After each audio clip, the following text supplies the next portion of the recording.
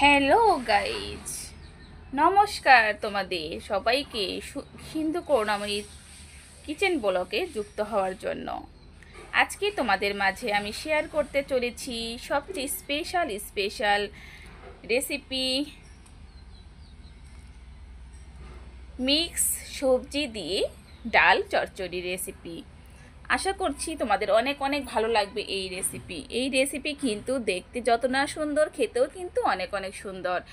দুপুরে খাবার কিন্তু জমে যাবে আর মুখে লেগে থাকবে সারা জীবন। হ্যাঁ বন্ধুরা, ঠিক শুনেছ, কিছু কিছু রেসিপি এমনই হয়, তোমরা হয়তো জেনে থাকবে, যে খেতে ভীষণ মজা লাগে আর এর স্বাদ কিন্তু আমরা কখনোই ভুলিনি। দেখতে থাকো আমি কিভাবে এই রেসিপিটি তৈরি করলাম। আশা করছি তোমাদের অনেক অনেক ভালো লাগবে। আর ধন্যবাদ তোমাদের সবাইকে।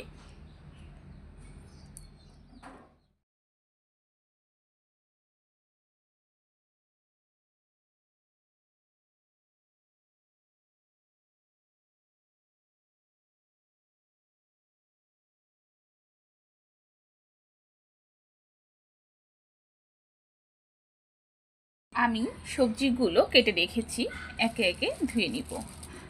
প্রথমে আমি পটল দিচ্ছি। আস্তে আস্তে কী কী উপকরণ লাগবে আমার এই ডাল চচ্চড়ি রান্না করতে, কী কী সবজি লাগছে আস্তে আস্তে আমি তোমাদের মাঝে শেয়ার করব। সবজিগুলো আমি কেটে ধুয়ে নিয়েছি। এবার আমি বলে দিব কী কী সবজি দিয়ে আমি এই ডাল চচ্চড়ি রেসিপিটা করছি।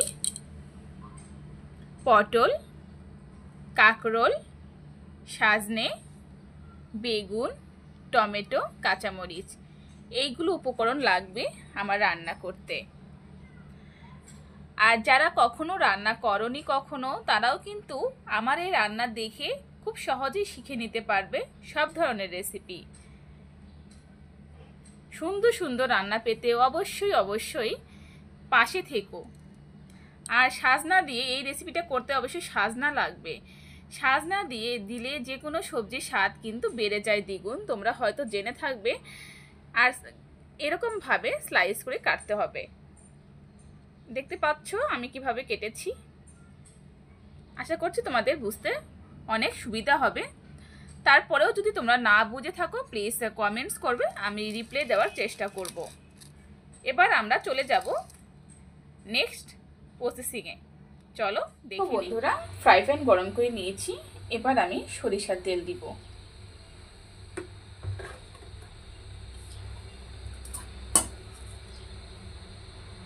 শুকনা মরিচ, তেজপাতা, জিরা এবং কালো জিরা ফোড়ন দিব।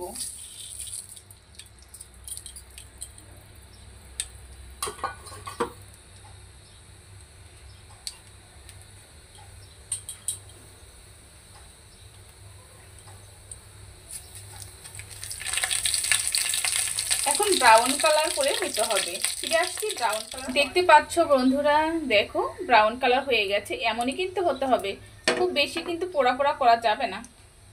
এবার আমি সামান্য পরিমাণ হিং দিয়ে দিব।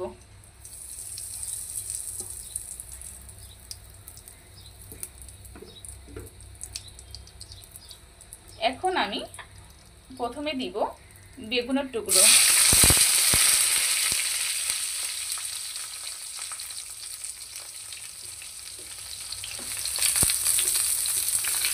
সজনে ডাঁটা,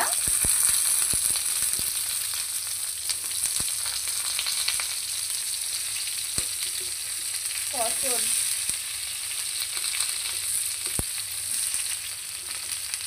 কাঁকরোল, সবগুলো উপকরণ দিয়ে দিচ্ছি বন্ধুরা, সবগুলো উপকরণ দিয়ে দিচ্ছি।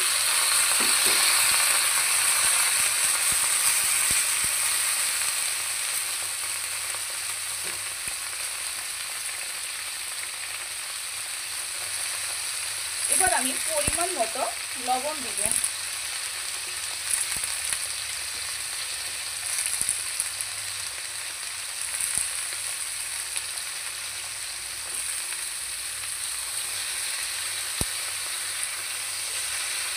ভালো করে মিশিয়ে দিতে হবে।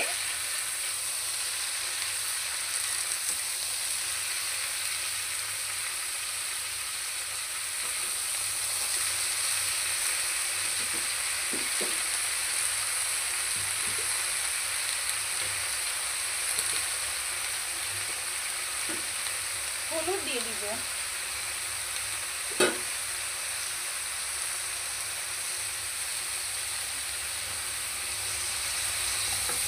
ভালো করে মিশিয়ে নিতে হবে লবণ আর হলুদ দিয়ে সবজিগুলো। আমি 2 মিনিটের জন্য ঢাকা দিয়েছিলাম। দেখো অন্য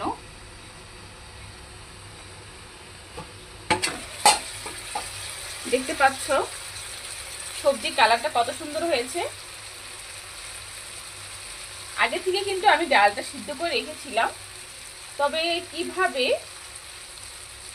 এটা রান্না করতে হবে, কিভাবে রান্না করলে বেশি মজা হবে অবশ্যই বুঝতে পারছো। এই রেসিপিটা কিন্তু গরম গরম ভাত এবং রুটির সঙ্গে খুব ভালো জমে যাবে। আর খুব ভালো লাগে বন্ধুরা আমার রান্না, যে তোমাদের কাছে এত ভালো লাগে, তোমরা এত ভালো ভালো কমেন্টস করো, দেখেও মনটা ভরে যায়। আর খুব বেশি কিন্তু ঢাকা দেওয়া যাবে না, খুব বেশি ঢাকা দেওয়া যাবে না। সবজিগুলো একটু মিডিয়াম সিদ্ধ করতে হবে।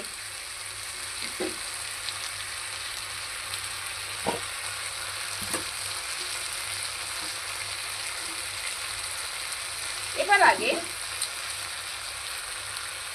থেকে সিদ্ধ করা দিয়ে দিব ডাল।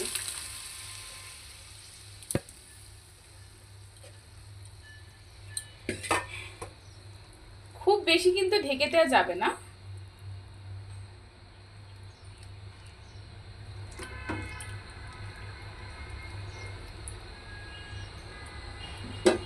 এই রেসিপিটা হলে দুপুরের খাবার কিন্তু জমে যাবে, আর চালটা কিন্তু অনেক বেশি লাগবে। এই রেসিপিটা এতটা দুর্দান্ত বন্ধুরা। ফিরে আসছি বলক ওঠার পরে। খুব বন্ধুরা বলক চলে এসেছে, দেখতে পাচ্ছ কালারটা কত সুন্দর হয়েছে। আমার কাছে সবসময়ই কালারফুল জিনিসটাই বেশি ভালো লাগে, আর আমি সবসময় চেষ্টা করি তোমাদের মাঝে স্পেশাল রেসিপি শেয়ার করা, যা খুব সহজেই তোমরা বানিয়ে নিতে পারবে। আর যারা নতুন বন্ধুরা আছো তাদের জন্য তোমরা খুব সহজেই এই রেসিপিটা বানাতে পারবে, খেতেও কিন্তু ভীষণ মজা। এই রেসিপিটা কিন্তু নাম হচ্ছে ডাল চচ্চড়ি। সবজি দিয়ে বিভিন্ন পদের মিক্স সবজি দিয়ে ডাল চচ্চড়ি রেসিপিটা কিন্তু বাঙালিদের খুব ফেভারিট। আর বিশেষ করে বিভিন্ন দেশের ফরেনাররা আছেন যারা বাংলাদেশের রেসিপিগুলো খুব বড় ফ্যান। ধন্যবাদ তোমাদের সবাইকে আমার সাথে যুক্ত হওয়ার জন্য, আমার রেসিপিটা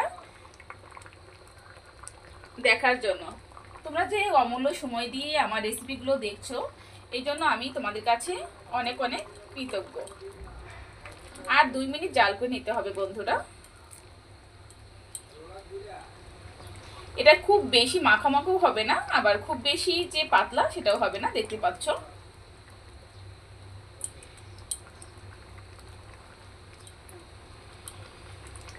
তোমরা চাইলে বন্ধুরা এটা কিন্তু একদম মাখামাখা করে করতে পারো রুটির সঙ্গে খেতে। যেহেতু আমি এটা ভাত দিয়ে খাবো সেহেতু আমি একটু হালকা রস রাখবো। ফিরে আসছি একটু রস শুকানোর পরে। দেখো বন্ধুরা হয়ে গেছে মোটামুটি। আর আমি কিন্তু এখানে কোনো মশলাই ইউজ করব না, কারণ এই গরমের সময় মশলা জাতীয় খাবার না খাওয়াটাই ভালো। কিন্তু মশলা দিয়েও কিন্তু সব রকমের সবজি টেস্ট হয় না, যা মশলা ছাড়া খেতে টেস্ট হয়। আশা করছি তোমাদের রেসিপিগুলো অনেক ভালো লেগেছে।